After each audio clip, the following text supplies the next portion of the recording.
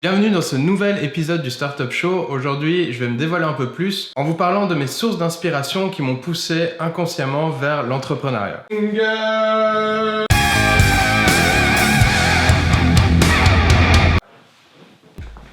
Car en faisant des études d'entrepreneuriat, désolé de vous le dire, on ne devient pas forcément entrepreneur.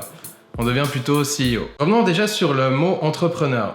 Déjà, faut arrêter de dire que c'est un métier. On n'exerce pas la profession d'entrepreneur, on exerce la profession de développeur, comptable ou designer. Petite dédicace au serial entrepreneur sur LinkedIn. Être entrepreneur, c'est un style de vie qui peut être parfois handicapant. C'est un peu comme si vous aviez une énorme usine à idées dans votre tête. Ça peut être handicapant, surtout pour dormir. J'ai quitté en fait mon foyer familial à 18 ans. Je n'avais aucun papier, ni le bac, ni rien du tout d'ailleurs. Et j'ai eu la chance d'avoir une connaissance qui avait ouvert un cybercafé dans la ville dans laquelle j'habitais. C'est à ce moment-là que tout a commencé. Cette connaissance avait ouvert ce cybercafé pendant ses études dans une école polytechnique connue de Lausanne, la ville où j'habitais. Il était en phase de finir son master et il ne pouvait évidemment pas gérer le business en même temps que ses études. Il m'a donc fait confiance, je sais toujours pas comment. Il m'a laissé, entre guillemets, gérer à sa place son affaire. Je n'avais jamais vraiment travaillé de ma vie et je n'avais aucun papier. Le seul travail que j'avais fait, c'était tondre des pelouses durant l'été. Dans cette expérience, j'ai pu comprendre une chose, et la chose la plus importante de l'entrepreneuriat,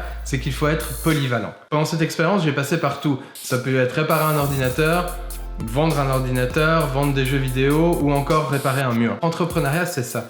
C'est aimer tout faire et ne rien dénigrer. Quelques années plus tard, j'ai bien dû faire une formation. J'ai choisi de faire une formation dans un magasin de sport, dans une station de ski. Rappelez-vous, polyvalence, sans le savoir, ça va vraiment être l'expérience qui va déclencher en moi cette envie de créer des choses. J'ai commencé cette formation en devant réparer des snowboards et des vélos et j'en suis ressorti avec l'envie réelle de créer mon propre business. Pour la petite histoire, l'idée de business que je voulais faire après cette formation, c'était un parc dans lequel les gens pouvaient s'entraîner durant l'été pour faire du ski et du snowboard. Des parcs avec les bacs en mousse. Entre-temps, j'ai eu l'opportunité de faire l'école hôtelière de Lausanne grâce à une bourse. Pendant ce cursus, j'ai pu rencontrer 4 de mes associés qui ont partagé les 4 dernières années d'entrepreneuriat. Je vous explique tout ça pour que vous compreniez bien que l'entrepreneuriat, c'est pas quelque chose qui s'apprend dans les livres, c'est vraiment quelque chose qui vient sur le terrain, qui vient surtout sur l'expérience de la vie. J'étais en train de réparer des vélos, jamais j'aurais pensé que j'allais créer un logiciel 4 ans plus tard.